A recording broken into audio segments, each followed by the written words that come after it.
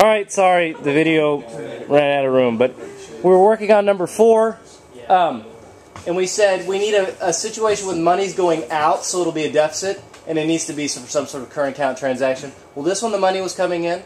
This one the raw materials were going out, but the money was coming in, so that can't be it. This one we were receiving the money in the U.S., it was coming in. This one the money was going out. Now, I'm not sure if trading your money for pounds sterling, I don't think that's an investment for the future. I think so you buy things right now. This sounds like a current account transaction, but I don't know. Let me make sure this. But that money is going out, so it is a deficit. Let's see. Foreigners purchase U.S. securities. There the money's coming in. The only one where the money's going out is D.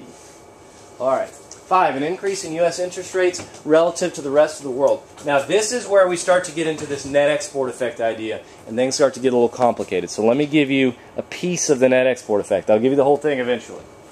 All right.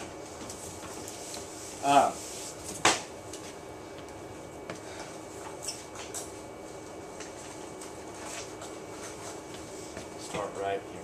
So what does this question say? An increase in U.S. interest rate. So if our interest rates go up, that's going to set off a chain of events that you got to know lots of economics to remember yourself. This is the most challenging thing to produce on your own in AP Macro. So if you don't know this by tomorrow, it'll be fine. But if you do know it, it'll help you. All right. So we do know that this could cause less investment and crowding out, right? But something else can happen.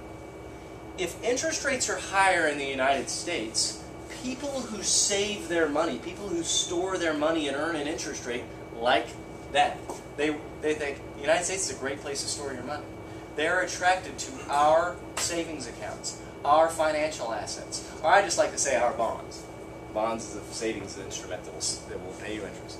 So there's going to be an increase in demand for U.S. bonds, or you could say dollar. This is what the AP test likes to say. Denominated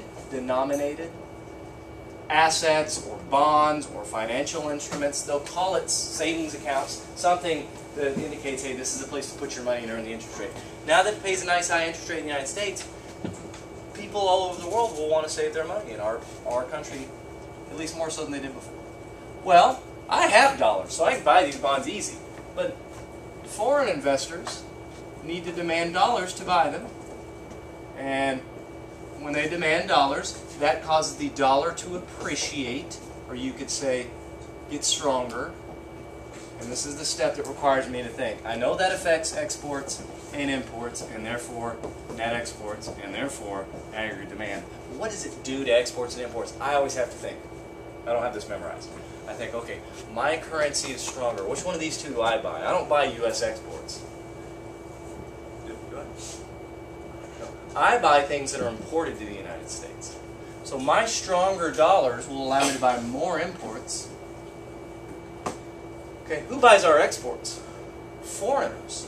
And if our dollar is stronger, their currency compared to it must be weaker. Agreed? They're going to have trouble buying our strong dollars with their relatively weak currencies, so they can't buy as many of our exports. Alright? These arrows should always go the opposite way, but they should actually end up reinforcing each other. Because less of the positive part and more of the negative part both cause less net exports. These will never sort of offset each other. They always sort of work together. Less aggregate demand. So it does look like higher interest rates can, in one way, cause less aggregate demand. This is called the net export effect. Okay? Would that help or hurt monetary policy? What kind of monetary policy would cause interest rate to go up? Contractionary, right? The Fed decreases the supply of money and the interest rate goes up. Well, the goal of contractionary monetary policy is to decrease aggregate demand. And this looks like it would help even more. Yeah, that's what we know about monetary policy. It's unaffected by crowding out, and it is helped, reinforced by the net export effect. There you go. Right? What kind of fiscal policy? The one with the weakeners, the one with the problems. What kind of fiscal policy makes the interest rate go up? I think that's expansionary fiscal policy, because I know this, it's got to be made weaker, and I know expansion wants aggregate demand to go up, this is going to weaken it. I think expansionary fiscal, which is more G and less T, moves us towards a deficit, which means the government borrows. And when they do, in the loanable funds market, so we have the loanable funds, quantity, demand, supply, real interest rate. When the government borrows more loanable funds, that drives the interest rate up. Now, right here, I could go over here and start talking about crowding out. Crowding out, right? That weakens fiscal policy. But look, so does the net export effect.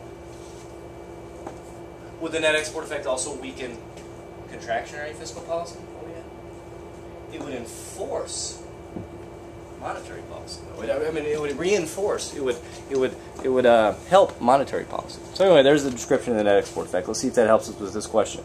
An increase in U.S. interest rates relative to the rest of the world can be expected to encourage investment spending in the U.S. by firms in the United States. That sounds like they're talking about investment in capital. I want them to be talking about financial investment, flows of money. Decrease capital flow. When I start talking about capital flow, machines and factories don't flow across borders. What kind of capital does? Money capital, financial capital. So would that decrease capital flow into the United States? No, I think these high interest rates would attract money, attract people storing their money. So it would not cause a outflow, it would cause an inflow. Increase international value of the dollar. I think that's what we said over here. As that money flows in, you can see on that other board, as the money flows in from the higher interest rate, the money flows in, the dollar appreciates. So the answer, that's a really tough question. That's probably the hardest question on the review so far, and that is D. All right. Which of the following is true if a nation does not have an absolute advantage in producing any good or service? They're trying to trick me into saying, oh, I guess they're going to have to make their own stuff, then nobody will want to trade with them. But the answer is they should still specialize in trade. All right? Is there ever a situation where a nation has a comparative advantage in neither? No, they have to have a comparative advantage in one of them. They'll have a comparative advantage in the production of the good or service in which it has the lowest opportunity cost. That is true. Done. B.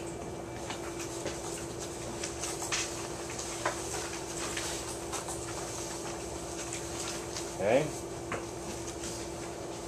Assume a contractionary monetary policy. All right, where's my Mr. Boo? Here it is. All right. Assume a contractionary monetary policy causes interest rates in the United States to increase relative to Japan. In the short run, the value of the U.S. dollar, the value of the Japanese yen, and the U.S. balance of trade will most likely change in one of the following ways. So this is another question about the net export effect. The higher interest rate, go back to the other board here, the higher interest rate, let me get rid of this fiscal policy stuff. The higher interest rate causes more demand for our bonds and more demand for our dollar to buy those bonds, and the dollar appreciates. So let's see, what happens to the dollar? It appreciates. If the dollar appreciates, what has to happen to the yen? They can't get stronger than each other. All right, the yen has to depreciate. Currencies always have to go opposite directions. So the yen would have to depreciate, and okay, well, what does this do to the U.S. balance of trade? Do you think that's a deficit or a surplus? Do you think that heads towards a deficit or a surplus? Just based on just looking at that arrow, what's your gut tell you? Deficit. Let's look up here. Well, remember, this is money coming, exports, and the money comes in. The goods go out, but the money comes in. Less money coming in, that would be deficit. More money going out to buy imports, that would be deficit. Less net exports is a movement towards a deficit. Okay. All right, so what the heck is the answer? Appreciate, depreciate, move towards deficit. Okay. 8. We're going to get to skip a few of these questions in a second. If a currency appreciate, the nation's currency appreciate, in the short run, its net exports and aggregate demand are most likely to change in which of the following ways? All right. I think I can think my way through this. What's going to happen to exports and imports? If our currency appreciates, foreigners buy our exports and they won't be able to buy as many. We have strong currency though. We buy imports. We'll be able to buy more. Less of the positive, more of the negative causes the total. Both cause the total to decrease. And of course, that's a component of aggregate demand. So it's decrease, decrease. I like Out of the gate.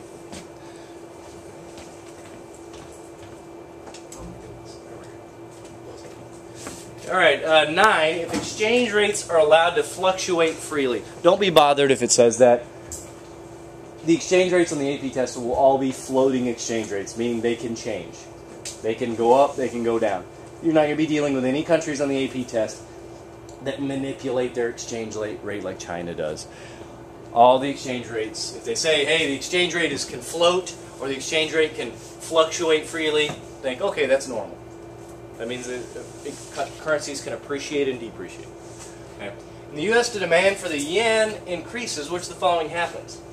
All right, and what's going to happen to the yen if people want it more? Appreciate it. Let me draw this and see.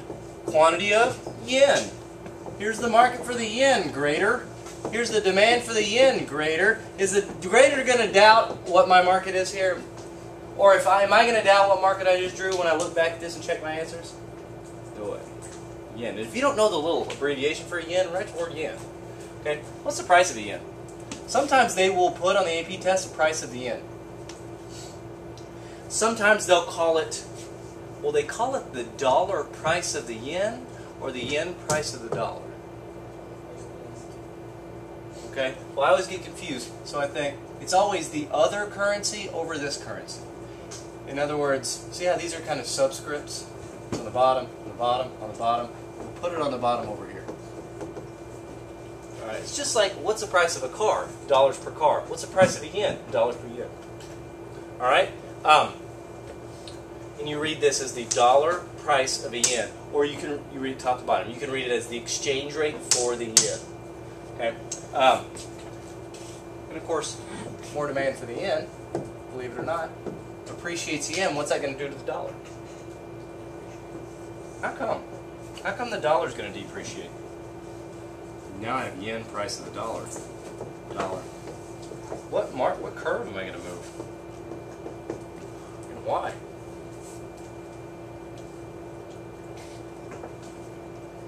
How come that the dollar's going to depreciate when Americans say, in this question, Americans say, I want some yen? Well, they go to the foreign exchange market. Americans go to the foreign exchange market, all right? And they say, hey, give me some yen. I want to buy a Toyota. Of course, the yen appreciates. But the people at the foreign exchange market, which, by the way, remember, don't imagine it in any particular country. It's hovering over the ocean between the countries, right? The people in the foreign exchange market say, okay, you can have some yen, but you have to trade in some of your currency. And when the Americans trade in their currency, what is happening?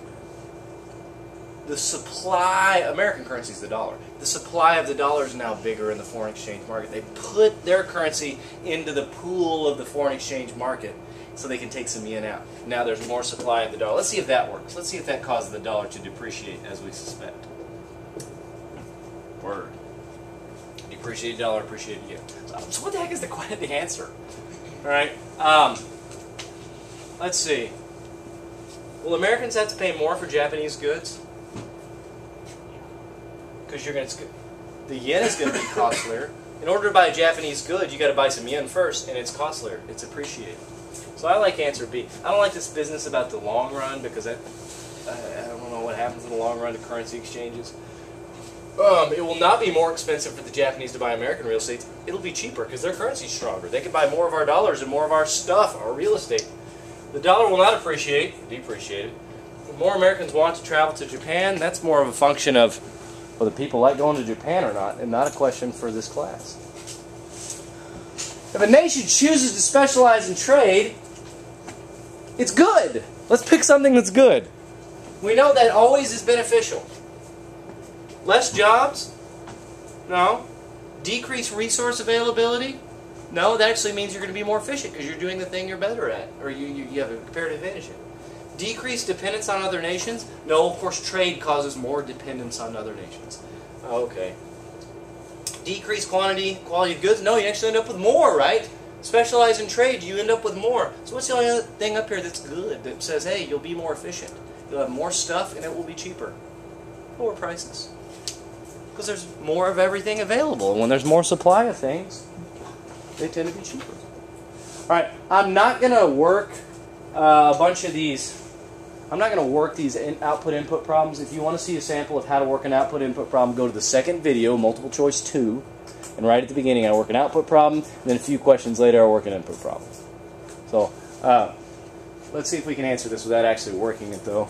So here's some amounts to be produced. This is an output problem. In the absence of international trade, the opportunity cost of producing 1 bushel of cotton in Egypt. Well, I can do that. Draw a quick opportunity cost box.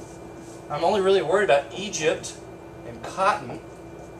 Well, it's always the other good over this good, so it's corn over cotton. What's their corn number? 400. What's their cotton number? 500. The units for my guide, it's 0.8. Alright. If Egypt and Venezuela begin to engage in trade, what's the actual answer to that? Did anybody look it up on the internet? What is it? D as in dog? Okay. The actual answer there is D as in dog. I'm not going to work it because just limits on time, and I've worked an output and an input problem on video number 2. So let me make sure it's D as in dog. Yeah, D as in dog. Alright. Here's another. This looks like an output problem because this is how much soda we're producing, we're outputting. This is how much cheese we're outputting. Okay? And let's go ahead and answer this one. I won't actually work out the details of comparative advantage, but does France have an absolute advantage producing soda? Absolute advantage means you're better. Is France better making soda? With one resource, the United States makes 20. France makes a measly 10, so it's not 1. So I can eliminate anything with a 1 in it. The United States have a comparative advantage in soda. I'd have to work it out to see. So this is an output problem. The United States has an absolute advantage in cheese. That is definitely true, though. So 3 has to be in my answer. It's got to be C. Word. And 4 can't be right. So I guess if 4 is wrong, the United States has a comparative advantage in cheese. They must have a comparative advantage in soda. It's got to be 2. It's got to be 2 and 3. All right. But if you wanted to work it out using comparative advantage and opportunity cost box, again, it's good practice on your own. If the U.S. dollar appreciates in the foreign currency market, or foreign exchange market, same thing, U.S. imports and exports are likely to change in which of the following ways?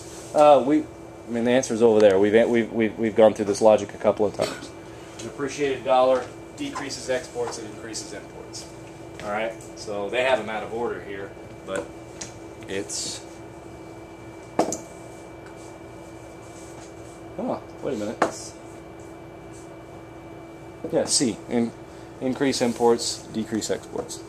They put them in a weird order, but whatever.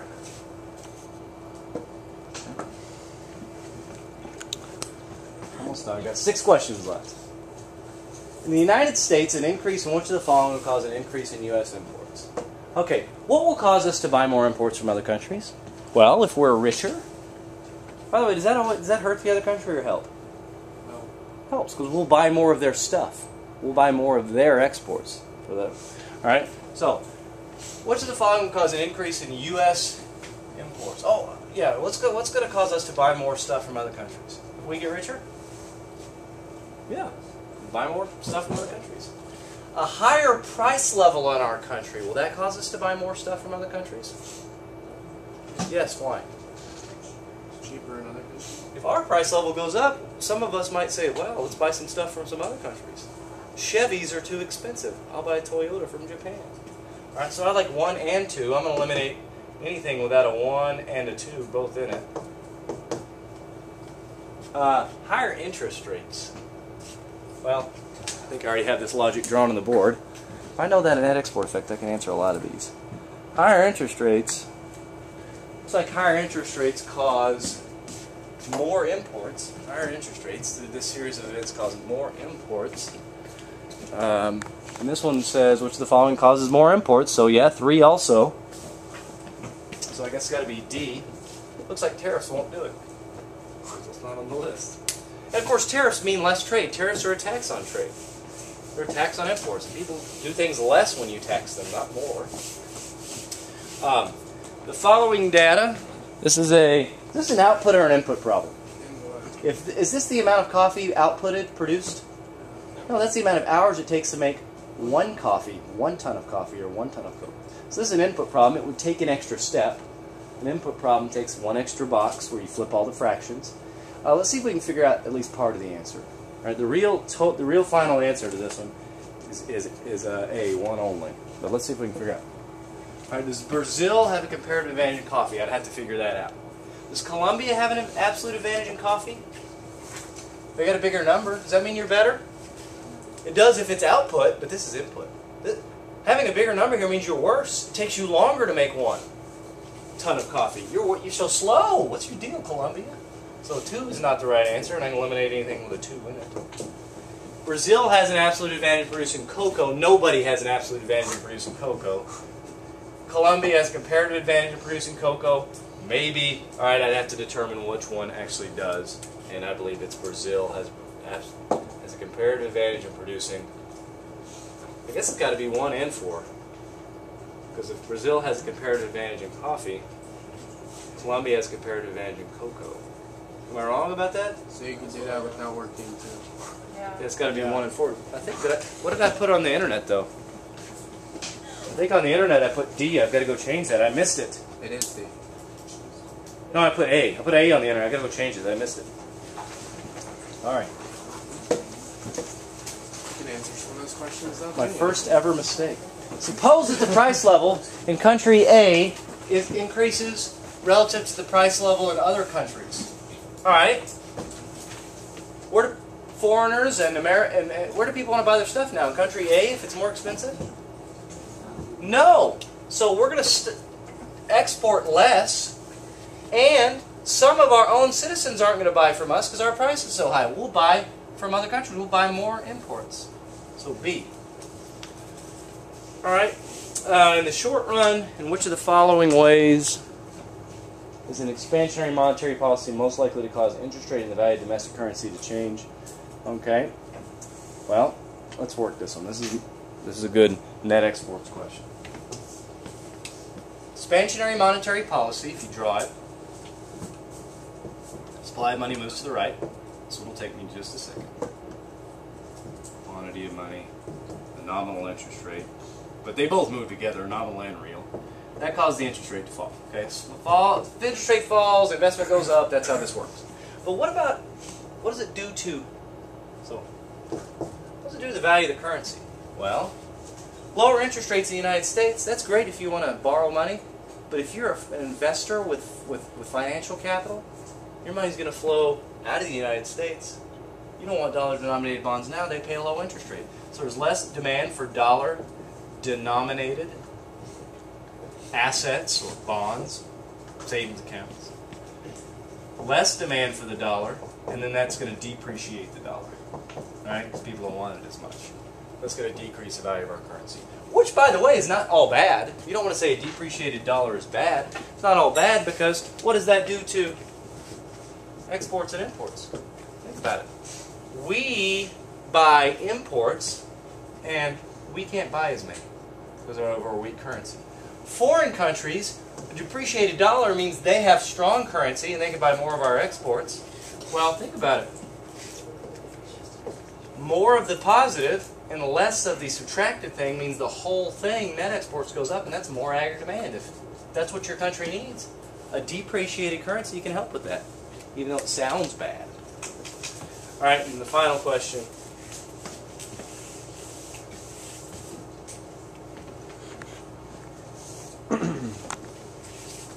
If interest rates in the United States are increasing faster than interest rates in other countries, where do you want to put your money?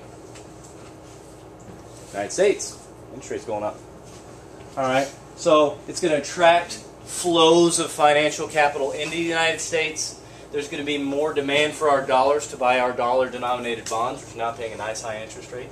So the demand for dollars is going to increase, and the value of the dollar is going to increase. I like A. I hope that's what I put on the internet. All right.